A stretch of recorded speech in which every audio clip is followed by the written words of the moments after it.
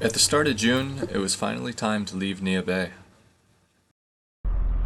Stopped at the fuel dock. Now we're on to the Strait of Juan De Fuca. Leaving into the fog left me relying heavily on radar and AIS. I found that once tuned properly, I could even identify nav buoys on the radar. At one point, the radar's proximity alarm went off, and I turned hard to port, only to find a school of birds floating about. At least I know the radar works now. Soon enough, the sun came out, and so did the wind. Set out the whisker pull and got running downwind. We had a good run and a few hours of flying along the front, but after the initial change of pressure, things settled and the wind slowed down, so it was time to put out a larger sail. With the whisker pull already rigged, I rolled away the Genoa and shot up the spinnaker.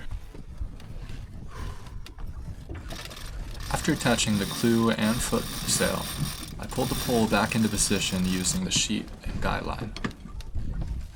These types of sails are so fun to set, because once you have all the lines ready, then you just pull up the sock and it acts like a funnel releasing the sail, or vice versa, coming back down.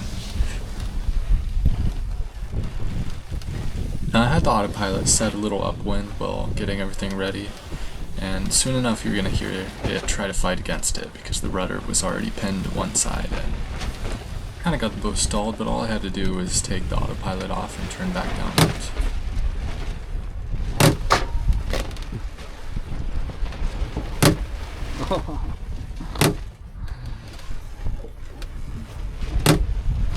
Take that out of the autopilot off. Yep. Thanks for the help, Mr. Cameraman. Big appreciation to my dad for being along for this trip. I know sometimes I'm so used to single-handling this boat that I kind of just don't give good instructions, but it's nice having an extra hand to capture the moments where I'm usually too busy to film.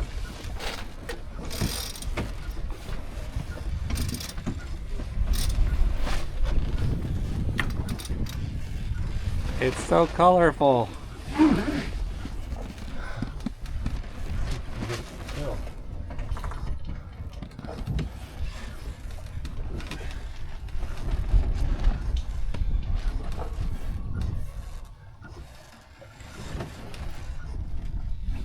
Come on. Almost there. Yeah. There you go.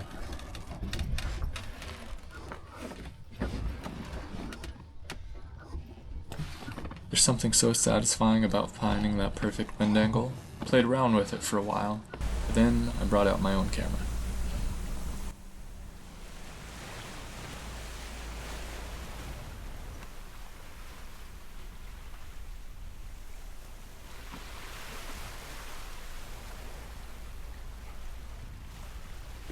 This life is a lovely little lesson leaned towards learning how to fall forward.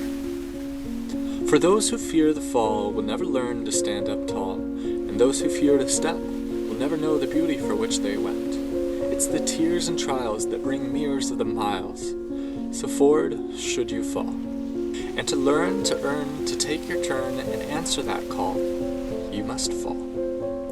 Until all, no, don't stall, just fall.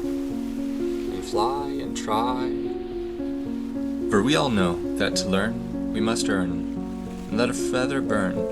As closer to the sun we fly, no longer can we just rely on what we knew, because it's what we choose, in the moment where we are falling, where we find our calling.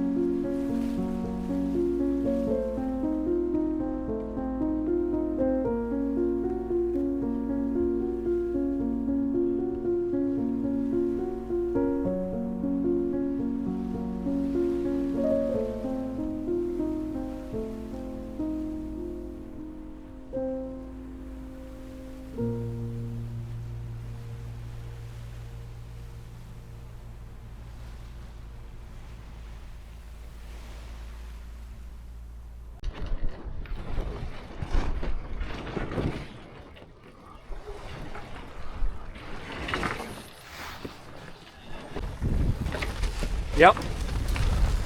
Putting the spinnaker away is almost just simple. Pulling the sock down funnels the sail together, so then you bring the clew and foot together, unclip those, and drop the halyard. It still involves a lot of running around though. It's all about keeping the right tension and the right line at the right time. Well, that was easier. Not too bad.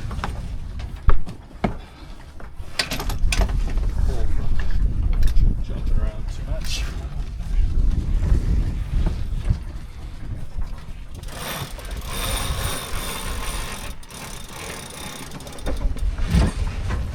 As we got closer to Port Angeles, I wanted to put the spinnaker away and the Genoa back out so that we could turn from downwind back towards shore.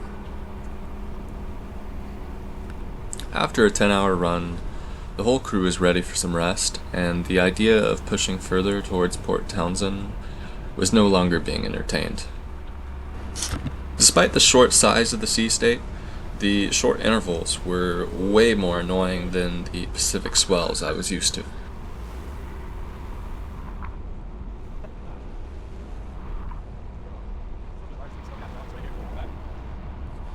Port Angeles has a Coast Guard station, right on the end of the naturally formed sand spit that protects the harbor. Right as we were passing by, I started to hear some radio chatter about a man overboard. Soon after, a helicopter lifted off from that base and began their search. Later found out that it was a kiteboarder or wing foil kind of thing. They lost propulsion and were adrift and called a mayday. It's just another reminder of how thankful I am for the Coast Guard and Navy that protect our waterways.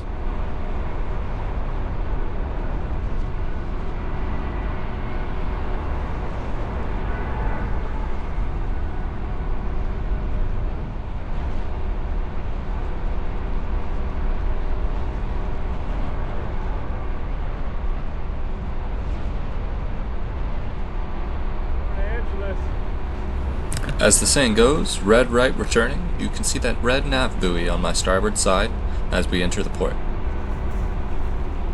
There's a public, that big long building right there? Yeah? That's a hotel, and the public dock is right by that. Oh, that long one right on the water line? Yeah. Yeah, okay. No matter how many times you check the chart, or whatever research you do ahead of time, entering a new port is always an interesting game.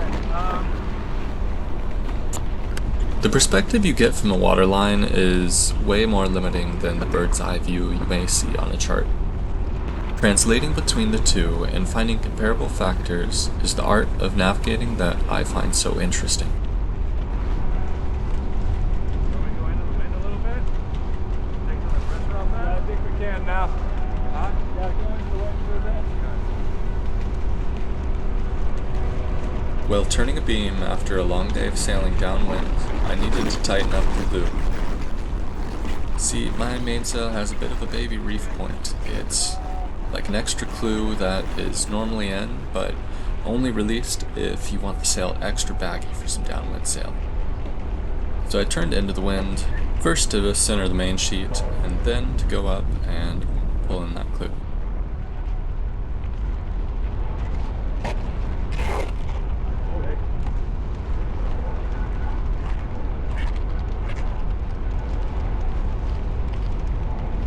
With our arrival almost perfectly aligned with sunset, I did a little less filming at the dock, but we spent more time in Port Angeles than I thought we would. That's for the next episode. Alrighty, Port Angeles. Somebody ran into my boat. I accidentally sailed into a boat show